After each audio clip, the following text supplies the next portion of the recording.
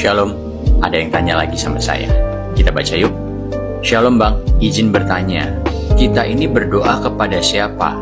Kepada keilahian Yesus yang adalah Sang Firman atau Allah itu sendiri, atau kepada kemanusiaan Yesus yang sebagai juru selamat dan diberi kuasa di surga dan di bumi yang dijadikan Tuhan itu? Mohon penjelasannya Bang. Kita sharing yuk.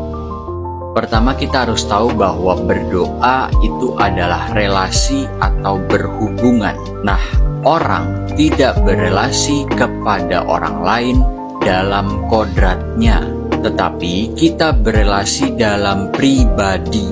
Jadi, relasi itu adalah antar pribadi dengan pribadi, bukan kodrat dengan pribadi. Kata pribadi ini biasa digunakan dalam teologia barat. Tetapi apabila saya mengucapkan hipostasis, itu artinya sama, yaitu pribadi itu juga.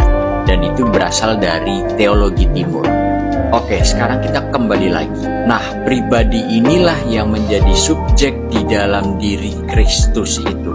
Nah, hipostasis Kristus sebagai firman itu kekal dan mempunyai kodrat ilahi. Tetapi setelah menjadi manusia, dia mengambil kodrat baru, yaitu kodrat manusia yang disatukan dengan kodrat ilahinya itu.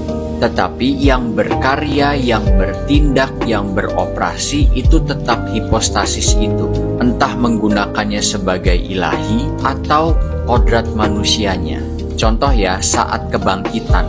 Saat kebangkitan itu adalah kodrat ilahinya yang berkarya. Tetapi saat dia disalibkan, itu adalah kodrat manusiawinya. Sebab Allah itu nggak bisa disalib.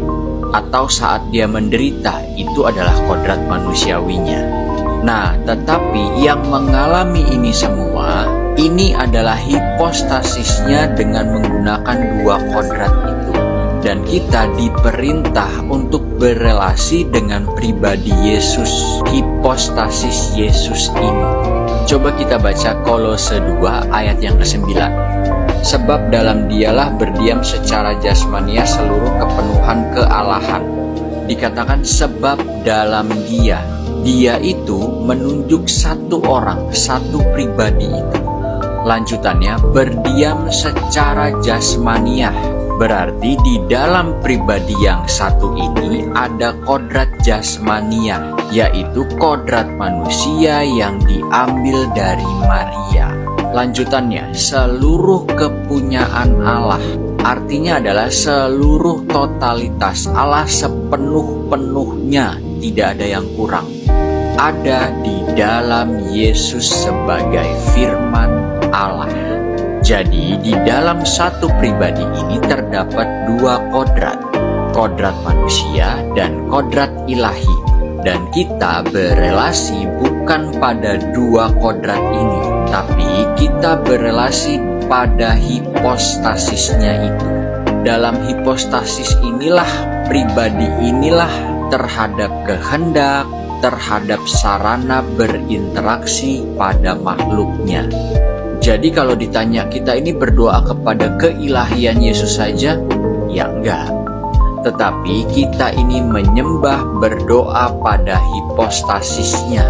Yang di dalam hipostasis ini terdapat ilahi dan manusiawi yang diberi kuasa itu, atau Tuhan itu, atau Juru Selamat itu. Jadi sekali lagi ya, kita ini menyembah atau berdoa kepada hipostasisnya Kristus itu. Bukan hanya keilahiannya saja atau kemanusiaannya saja yang Sang Tuhan itu. Kenapa? Karena Kristus memiliki dua kodrat yang tidak dapat dipisahkan dan juga tidak dapat dibagi-bagi dan tidak dapat dicampur baurkan. Gambarannya gimana sih? Itu kayak rumit gitu. Kalau teman-teman masih bingung, saya kasih contoh gambarannya seperti apa ya. Teman-teman tahu pandai pisau nggak? Ya, orang yang membuat pisau. Nah, tukang pisau ini kan membuat pisau itu dari besi. Tapi untuk membentuk pisau itu perlu dipanaskan kan?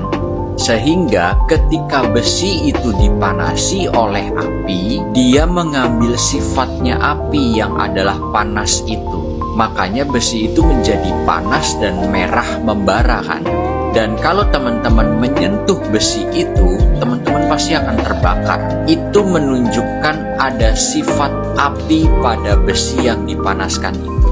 Tetapi api yang digunakan untuk mengolah pisau ini, bentuk panasnya itu mengikuti bentuk daripada pisau itu. Jadi pisau ini pada saat yang bersamaan tetap berbentuk besi. Sifatnya besi nggak hilang, tetapi ada juga sifatnya api yang panas itu, yang merah yang membakar itu.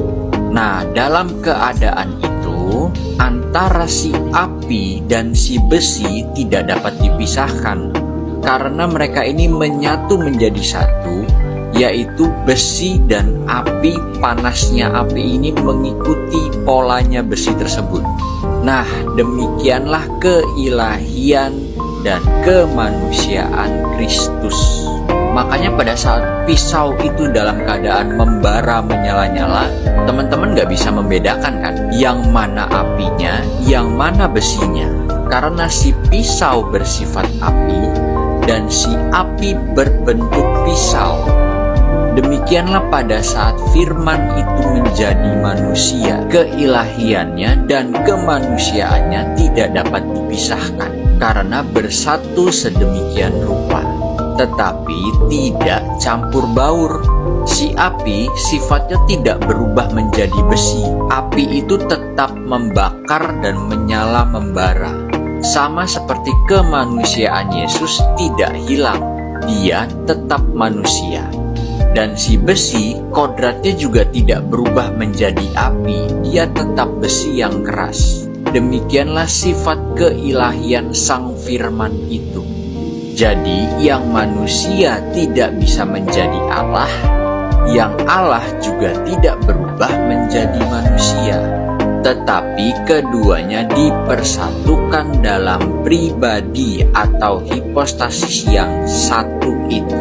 Dan masing-masing dijaga oleh keintegritasannya masing-masing.